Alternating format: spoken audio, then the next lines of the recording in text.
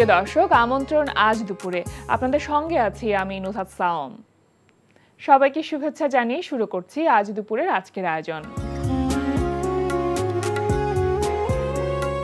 আজ থাকছে সংস্কৃতি, এনটিভি অনুষ্ঠান সূচি ও দুপুরের অতিথি। প্রথমেই থাকছে সংস্কৃতি।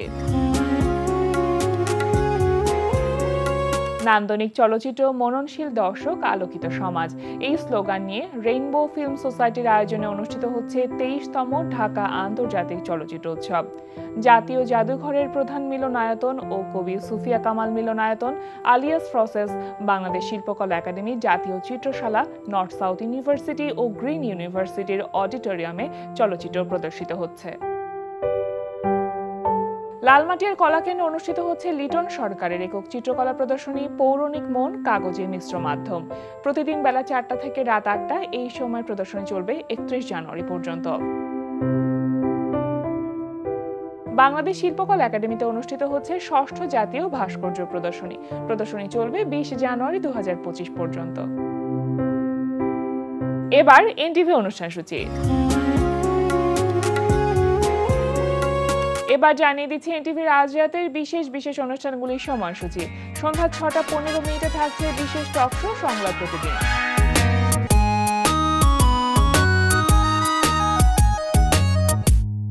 রাত 8টা 20 মিনিটে থাকছে রান্না বিষয়ক অনুষ্ঠান ফুড ক্যারাভান। রাত 9টা 30 মিনিটে থাকছে মুসাফির রনির পরিচালনায় ধারাবাহিক নাটক জোনাকির আলো। আমার কিন্তু বিয়ের কথা চলতেছে। বিয়ে? তোমার কার সাথে? শিলার মা রীতা আন্টি সম্বন্ধ এনেছে, ছেলে ডাক্তার। ও ডাক্তার, তাহলে তো ভালো হয়েছে। তুমি যে আমার বাবা মার সাথে খারাপ ব্যবহার করতে, সেটা কি বাড়াবাড়ি বলে না? শাকিল, আমি কোনো বাড়াবাড়ি করিনি। আমার বৃদ্ধ বাবা মাকে তোমার যা মনে চায় অপমান, অপদস্থ, কখনো বাসা থেকে বের হয়ে যেতে বলেছো, খাবার দাওনি ঠিক মতো, সেটা বাড়াবাড়ি ছিল না? দেখো শাকিল, আমি যেটা করেছি দে ডিজার্ভ ইট। রাত 11টা 30 মিনিটের সরাসরি সম্প্রচার হবে টক শো এই সময়।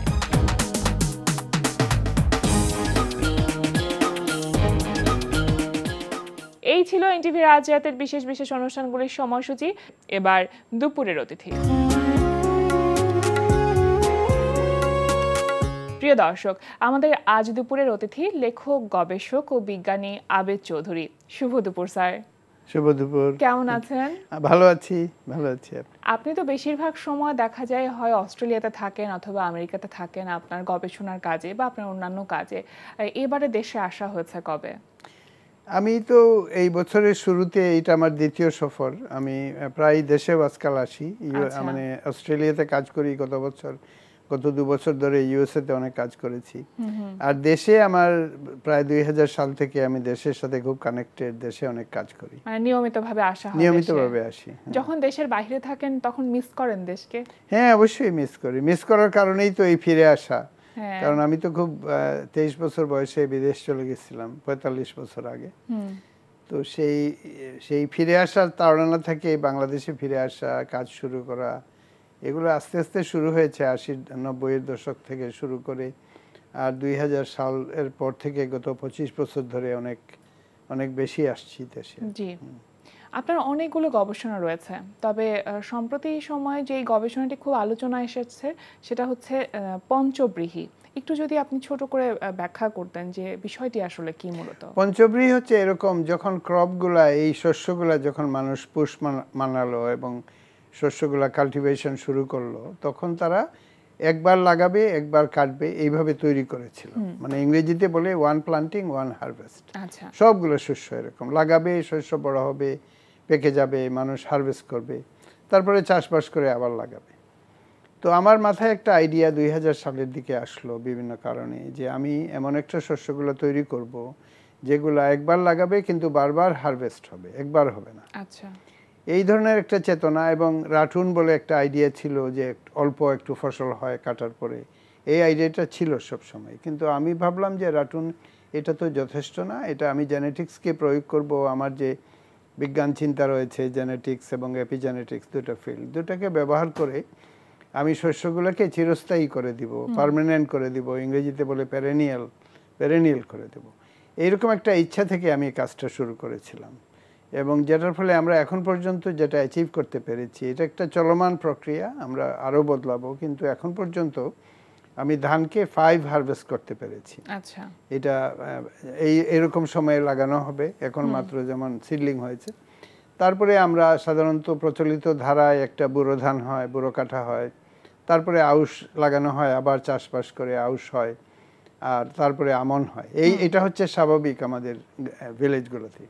কিন্তু আমার রাইসটা বুড়োতে লাগানো হবে এই টাইমে, একটা বুড়ো ফসল দিবে, তারপর পর্যায়ক্রমিক একই গাছ 2টা আউশ ফসল দিবে 45 দিন পর পর, তারপরে আবার 2টো আমন দিবে আবার 45 থেকে 50 দিন পর পর, তারপর 5th হারভেস্ট দেওয়ার পরে আবার শীত চলে আসবে, তারপরে আর কিছু হবে না, তারপরের বছর আবার শুরু হবে।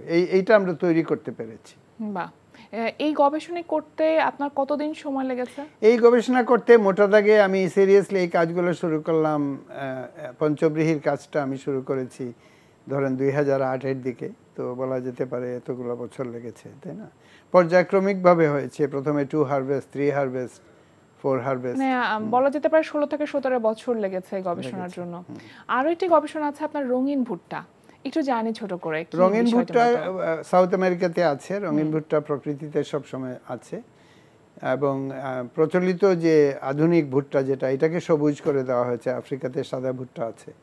তো আমি রঙিন ভুট্টাকে বিভিন্ন হাইব্রিডের সাথে ক্রস করে বিভিন্ন ব্রিডিংয়ের মাধ্যমে রঙিন ভুট্টার উৎপাদন অনেক বাড়িয়ে দিয়েছে, এবং সবগুলা রং সপ্তর্ষি যেরকম 7টা রং থাকে রেইনবোতে, সবগুলা রঙেরই ভুট্টা, এগুলাকে আমি হাই ইল্ডিং মানে উৎপাদন যাতে বেশি হয় এবং বাংলাদেশের উপযোগী করে আমি নির্মাণ করেছি, এবং আমার কাছে ভ্যারাইটিগুলো আছে।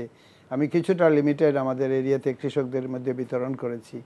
রঙিন এই কারণে যে এগুলোর মধ্যে আমরা ইংরেজিতে বলি নিউট্রাসিউটিক্যাল, এটা হিউম্যান হেলথের জন্য ভালো, এটা ক্যান্সারকে থামিয়ে রাখে, এটা ডায়াবেটিসের বিরুদ্ধে কাজ করে। তো এগুলার অনেক মানে উপযোগিতা এবং ইমপ্যাক্ট অনেক বেশি, পুষ্টিগুণ ভালো। তো বলা যেতে পারে আমি প্রাকৃতিক যে রঙিন ভুট্টা যেগুলো সাউথ আমেরিকাতে হয়, সেন্ট্রাল আমেরিকাতে হয়, এগুলাকে বাংলাদেশের উপযোগী করে ব্রিডিং এর মাধ্যমে নির্মাণ করেছি। আচ্ছা, আপনার এই গবেষণাগুলো বাংলাদেশের জন্য উপযোগী করতে কি আলাদা কোনো কাজ করতে হয়েছে? মানে কিভাবে আসলে সেই প্রসেসটা কিভাবে? বাংলাদেশের জন্য উপযোগী মানে আমার গ্রামে যেহেতু করি, ওইখানে সব থেকে ভালো যেটা হয় ওইটা আমি সিলেক্ট করি, যেটাকে মানে আমরা বলি ব্রিডিং এন্ড সিলেকশন। তো আমি সিলেটে আমার যে কানিহাটি, আমার যে গ্রাম কুলাউড়া উপজেলায়, সেই জায়গার জন্য, সেই আবহাওয়ার জন্য নির্মাণ করেছি, এটা বলা যেতে পারে।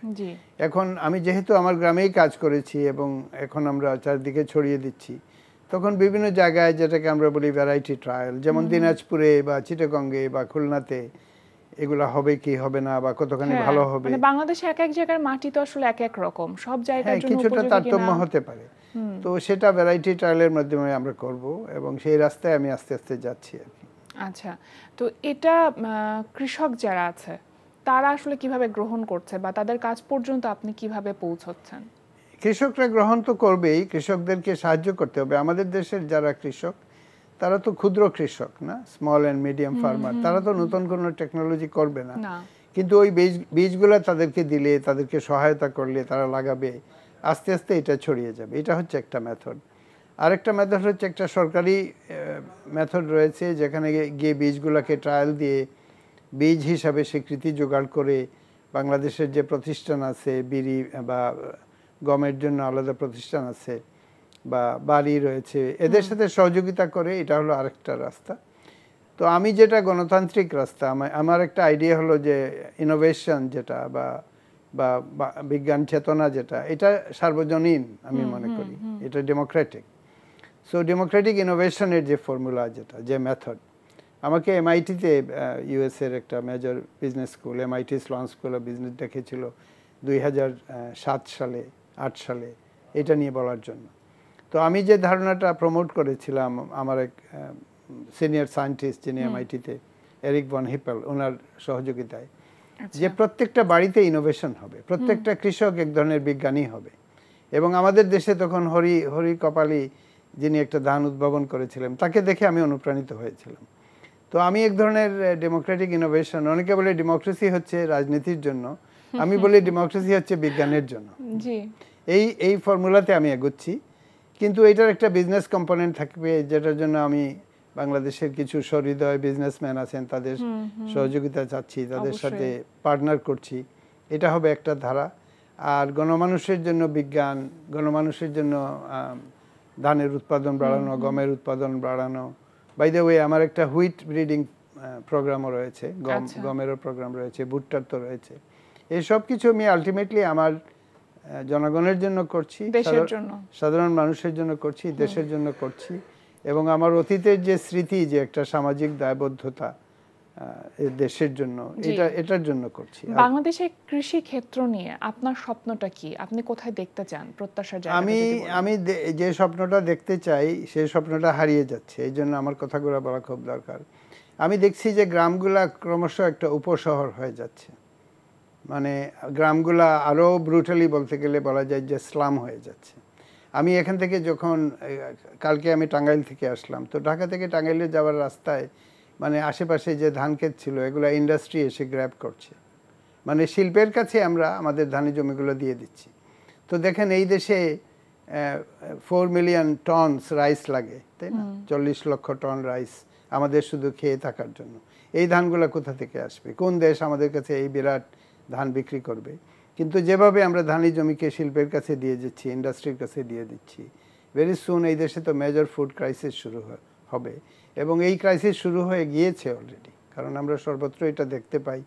আমি এখান থেকে বাই রোড সিলেট যাই প্রায় 25 বছর ধরে, এই দেশে যখন আসা শুরু করেছি ক্রমাগত আমি দেখছি যে জমিগুলো সংকুচিত হচ্ছে, কৃষি জমি।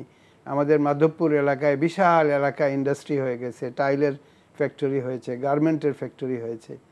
তো যখন ধান ফলানোর জমি থাকবে না, তখন মানুষ তো টাইল খেতে পারবে না, তাই না? মানুষ কি ফ্যাব্রিক গার্মেন্টস খেতে পারবে? তো এই যে ধানের যে এখনও বিজ্ঞান মানে শস্যকে এড়িয়ে গিয়ে ল্যাবরেটরিতে কোনো ধান বা চাল প্রডিউস করতে পারে নাই। বিজ্ঞানের অনেক অগ্রগতি হয়েছে, কিন্তু আমরা শস্যের কাছে না গিয়ে, ধান গাছের কাছে না গিয়ে, মাটির কাছে না গিয়ে আমরা আমাদের খাবার প্রডিউস করতে পারি না। তো আমাদের দেশের কর্তা ব্যক্তি যারা দেশ চালাচ্ছেন, আমি নিজেও এই দেশের মানুষ, যেহেতু আমি এই ডায়ালগের সাথে সংযুক্ত, আমি নিজেও এই রাজনীতির সাথে সংযুক্ত মনে করি নিজেকে। তো আমার প্রশ্ন একজন বাংলাদেশের নাগরিক হিসাবে, বিজ্ঞানী হিসাবে না, নাগরিক হিসাবে, যে কি প্ল্যানটা আসলে কি? যেভাবে আমরা ধানি জমিকে শিল্পের অনুগত করছি, ইন্ডাস্ট্রিয়ালিস্টদের হাতে দিয়ে দিচ্ছি যারা শস্যের কোনো খবর রাখে না, তো আমরা ঠিক কিভাবে বেঁচে থাকবো? খেয়ে পরে বেঁচে থাকার যে আমাদের স্ট্র্যাটেজি, যেটা এই সরকারের হোক বা আগামী সরকারগুলো হোক, সেটা কি? সেটা তো আমি জানতে চাই, তাই না? এই যে আপনি মাটির কথা বলছিলেন, সেই জায়গা থেকে মনে পড়লো যে আপনার যে মাটির টান, আপনি বলছিলেন যে সিলেটে বড় হওয়া বা সেখানেই বেড়ে ওঠা, সেই সময়টা কেমন ছিল? সেই ছোটবেলায় কি আপনি বিজ্ঞানী হতে চেয়েছিলেন? কি হতে চেয়েছিলেন? না, আমি ছোটবেলা কবি হতে চেয়েছিলাম, এবং অনেক ছোটবেলায় 7-8 বছর বয়স থেকে, এখন আমি মানে নিজেকে যখন রিমাইন্ড করি, 6-7 বছর বয়স থেকে আমি কবিতা লেখা শুরু করলাম। ছন্দময় কবিতা লেখা আমার মাথায় আসতো। তো এগুলা নিয়ে আমার জীবন ছিল। আমার ছোট মানে গ্রামে যখন পাঠশালায় ছিলাম তখন থেকে আমি কবিতা লিখতাম। তারপরে মৌলভীবাজার গভর্নমেন্ট স্কুল, মৌলভীবাজার একটা জেলা শহর, সেখানে আমি গেলাম, তখন মহকুমা বলতো, মহকুমা শহর। সেখানে আমি কবিদের সংস্পর্শে আসলাম। সেই শহরে অনেক লিটারারি লোকজন ছিল, কবিতা গল্প লিখতো। তো তাদের সাহচর্যে আমি এক ধরনের ইয়াং মেম্বার ছিলাম ওই গ্রুপগুলোর। তারপরে আমি নটরডেম কলেজে পড়লাম, সেখানে এসে প্রথম ইংরেজি শিখলাম সিরিয়াসলি নটরডেম কলেজে। তাদের সমাবর্তন অনুষ্ঠানে আমাকে চিফ গেস্ট হিসাবে ডেকেছিল 2 দিন আগে। তো আমি ওইখানে ওই ক্যাম্পাসে গিয়ে স্মৃতিচারণ করলাম, এবং আবার মনে পড়লো যে সমস্ত ইংরেজি আমি ওই 2 বছরে ওখানে শিখেছিলাম। 16 থেকে 18 বছর বয়স পর্যন্ত সেখানে ছিলাম। তো এইভাবে আস্তে আস্তে আমি কবিতার মধ্য থেকে, তখন ইংরেজি কবিতা শিখলাম, ইংরেজ কবিদের, ইংরেজি ভাষায় যারা কবিতা লিখেন, রবার্ট ফ্রস্টের একটা কবিতা দিয়ে আমি আমার সেই সমাবর্তনের বক্তৃতা দিলাম ওইখানে। তো তারপরে তো কেমিস্ট্রি ডিপার্টমেন্টে ছিলাম ঢাকা বিশ্ববিদ্যালয়ে 3-4 বছর, তখন কেমিস্ট্রি শিখেছি। লিটারারি গ্রুপগুলোতে তখনও আমি সংবাদ পত্রিকায় আমার কবিতা ছাপা হয়েছিল, ভিয়েতনাম ওয়ারের সময় লিখেছিলাম একটা, এই টাইপের। তারপরে আস্তে আস্তে কবিতা থেকে বিজ্ঞান, মূলত বিজ্ঞান পড়া শুরু করার পর থেকে, আর তার থেকেও বেশি যে আমেরিকা যখন গেলাম, স্টেট অফ অরেগন, ইউজিন শহরে, সেখানে বড় বড় বিজ্ঞানীদের সংস্পর্শে এসে তখন আমার বিজ্ঞানী হওয়ার ইচ্ছা জাগলো। তাদেরকে মিট করার পরে প্রায় 23 বছর বয়সে। ততদিন আপনি কবি হয়ে গেছেন, কবি হয়ে ততদিনে যাওয়ার আমি পরে তারপর বিজ্ঞানী হতে চাওয়ার চেষ্টা। সেই যেমন যোগানন্দ দাস লিখেছে যে সকলেই কবি নয়, কেউ কেউ কবি। তো আমরা এগুলো খুব আওড়াতাম। তো আমার মনে হতো যে নিজেকে একটু স্পেশাল মনে হতো যে আমি কবিতা লিখতে পারি, ছন্দময় কবিতা লিখতে পারি, এই ধরনের একটা চেতনা ছোটবেলা ছিল। তো এখন মনে হয় যে কবিতা বিজ্ঞান আসলে সবই এক, কারণ সবকিছু ব্রেইন থেকে আসে এবং সবকিছু আসলে অভিজ্ঞতার একটা সমন্বয় বলা যেতে পারে। অভিজ্ঞতা, শিক্ষা এবং কেউ কেউ যেমন কারো গলায় সুর আছে কারো নাই, এটা তো ঠিক, এটা একটা বাস্তবতা, কারো গলায় সুর নাই। ঠিক একইভাবে কাব্য চেতনা কারোর বেশি আছে কারোর কম আছে, সকলেই কবি না আসলে। ঠিক যেভাবে সকলে গান গাইতে পারে না, ঠিক সেভাবে সকলে কবিতা লিখতে পারে না। কেউ কেউ কবি, কিন্তু অনেকেই কবি, শুধু অত কম সংখ্যা না। কবিতা লিখবার ক্ষেত্রে কাদেরকে আশ্রয় করেন আপনি? অনেকে তো আছে না যে কাউকে ভালো লাগে, কাউকে আদর্শ হিসেবে দেখে। আপনার কবিতা লিখবার ক্ষেত্রে অনুপ্রেরণা কে? আমার কবিতা মূলত মাইকেল মধুসূদনের কবিতা আমার অনেক মুখস্থ ছিল ছোটবেলা থেকে। মেঘনাদ বোধের দীর্ঘ, আমাকে ডেকে নেওয়া হতো যে এখানে দাঁড়িয়ে একটু বাচ্চা ছেলে এতক্ষণে অরিন্দম কহিলা বিষাদে এইভাবে বলছে। তো ওই ছোট শহরে আমাকে পরে, আমার তো এত ছোট ছিলাম যে আমার নিজের মেমোরি নাই। তো একজন কৃষক যে অনেক বয়স হয়েছে, সে আমাকে বললো যে ওই বিয়েতে তো তোমাকে নেওয়া হয়েছিল, একটা স্টেজে তোলা হয়েছিল এবং তুমি এত দীর্ঘ কবিতা বলতেছো, অনেক লোক জড়ো হয়ে গেছিল, আমাকে বললো আর কি। তো আমারও একটু ভ্যাগলি আই রিমেম্বার যেটা। তো মাইকেল মধুসূদন দত্ত বা পুরনো বাংলা কবিতা মানে যারা লিখেছেন, মাইকেল অনেক সুরেলা কবিতা লিখেছেন, মানে অমিত্রাক্ষর লেখার আগে, যে আশার ছলনে ভুলি কি ফল লভিনু হায়, তাই ভাবি মনে জীবন প্রবাহ বহি, কাল সিন্ধু পানে ধায় ফেরাবো কেমনে, এই টাইপের কবিতা। আজকাল কেউ এগুলো জানে না, কিন্তু আমার এগুলো মুখস্থ ছিল। এবং তারপরে তো রবীন্দ্রনাথ ছন্দের জাদুকর সত্যেন্দ্রনাথ দত্ত, আজকে তোমায় দেখতে এলাম, জগৎ আলো নূরজাহান, এখনো সব কবিতা বিচিত্র। এটা যে শরীর, আমি বলি যে ব্রেইনটা তো শরীর, যে শরীর এটা মনে রেখেছে, এত কবিতা মনে রেখেছে, 6-7 বছর বয়সে মুখস্থ করেছিলাম, এখনো বলতে পারি। এইভাবে কবিতা আওড়াতে আওড়াতে আমার ভিতরে আবার নিজের কবি সত্তাটা তৈরি হয় মনে হয় আর কি। আমি এটার বায়োলজি নিয়ে যেহেতু চিন্তা করি যে কেন এটা হয়, কেন কারোর হয়, কেন কারোর হয় না, এটা আমার একটা গবেষণার বিষয় বলা যেতে পারে। এটা নিয়ে আমি বই লিখেছি বাংলাতে, ইংরেজিতে। তো আমি নিজের এক ধরনের আত্মজিজ্ঞাসা, যেটা আমার ভিতরে, এটা কেন হয়, এটা আমার একটা প্রশ্ন। তো মূলত আমার মনে হয় যে আমার শিক্ষা, আমার যে দেশের সাথে কানেকশন, এগুলো সব কিছুর সাথে কবিতা অবিচ্ছেদ্যভাবে জড়িয়ে আছে, কারণ এটা একটা শৈশবের তাড়না থেকে এগুলো শুরু হয়েছিল। এটা খুবই মানে জেনুইন এবং অথেন্টিক।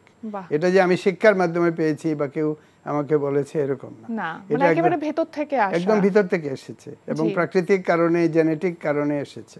এখন আপনি কি নিয়ে লিখছেন? আমি সব সময় কবিতা লিখি। কবিতা এখনো প্লেনে, যেমন অনেক প্লেনে থাকি, তো আমার একটা এখন আমি নোটিস করলাম যে অনেক স্ট্র্যাটোস্ফেরিক হাইট বলে, মানে প্লেনগুলো যখন অনেক উপরে যায়, ইন্টারকন্টিনেন্টাল প্লেন, তখন হঠাৎ করে ভিতর থেকে মনে হয় কেউ কবিতা ছুড়ে দেয় কবিতা। তো আমি এটাকে নিয়ে একটা কবিতা লিখেছিলাম যে কবিতা লিখতে হয় না, কবিতা তো লেখা হয়ে থাকে। যেমন মনের ভিতরে এই কবিতাটা আমার অবচেতনে একটা পুরা কবিতা রেডি করে রেখেছে কেউ, মানে প্রকৃতি রেখেছে, বাট আমার ভিতরে একটা গোপন সত্তা আছে, সে লিখেছে। তারপর হঠাৎ করে মনে হলো একজন মানে নাজেল হইলো কি, কবিতাটা যেমন নাজেল হলো, মানে আলাদা করে সময় করে নিয়ে কবিতা লিখতে হয় না, কবিতা কখনো না কখনো চলেই আসে।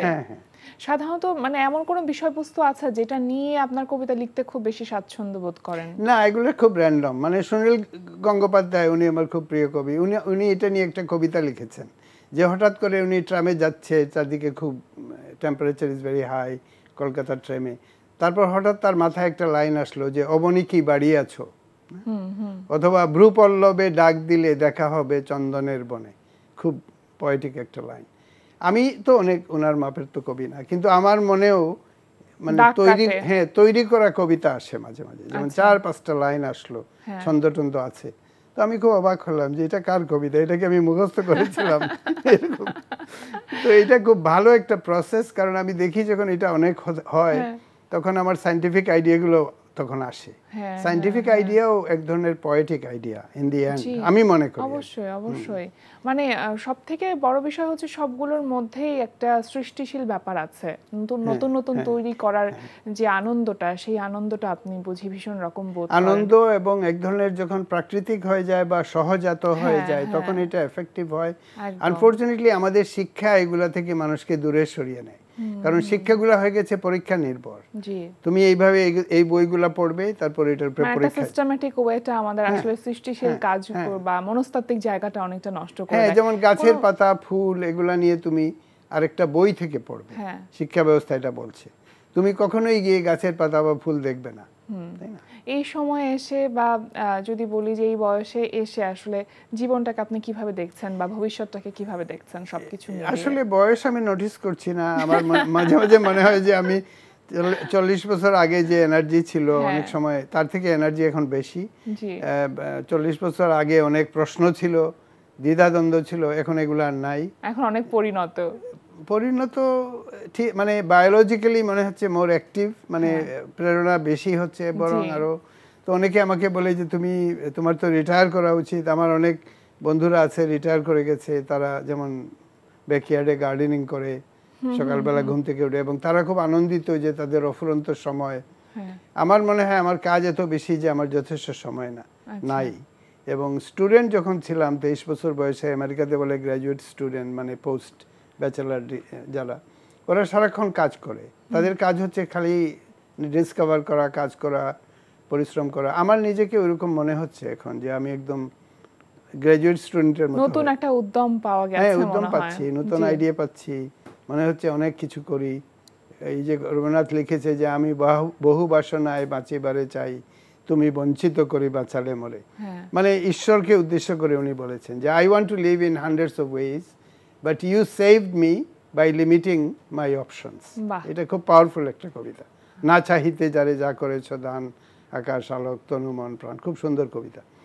আমার মনে হয় যে আমার এটা একদম ভিতরে জেগে উঠছে যে এটাও করবো, এটাও করব, অনেক কিছু করব, এরকম মনে হচ্ছে। এই নতুন যে একটা উদ্যমতা সেটা থাকুক আপনার মধ্যে, এবং সেটা দিয়ে আসলে আরো অনেকগুলো বছর আমাদেরকে আলোকিত করে যান, সেটাই আমরা চাই। অশেষ কৃতজ্ঞতা আজকে আমাদের আয়োজনে আসবার জন্য। ভালো থাকবেন। ধন্যবাদ, থ্যাংক ইউ। প্রিয় দর্শক, আমরা চলে এসেছি অনুষ্ঠানের শেষ প্রান্তে। অনুষ্ঠান সম্পর্কে আপনার মতামত জানাতে মেইল করুন আজ দুপুরে @ntvbd.com এ। বিশ্বের যে কোনো প্রান্ত থেকে যে কোনো সময় আজ দুপুরে দেখতে ভিজিট করুন আমাদের পূর্ণাঙ্গ ওয়েব পোর্টাল www.ntvbd.com। এছাড়া এনটিভি সব জনপ্রিয় অনুষ্ঠান ও খবরের আপডেট পেতে ভিজিট করুন আমাদের ইউটিউব চ্যানেল ও ভেরিফাইড ফেসবুক পেজে। সবার মঙ্গল কামনায় আজকের মতো এখানেই শেষ করছি। শুভ দুপুর।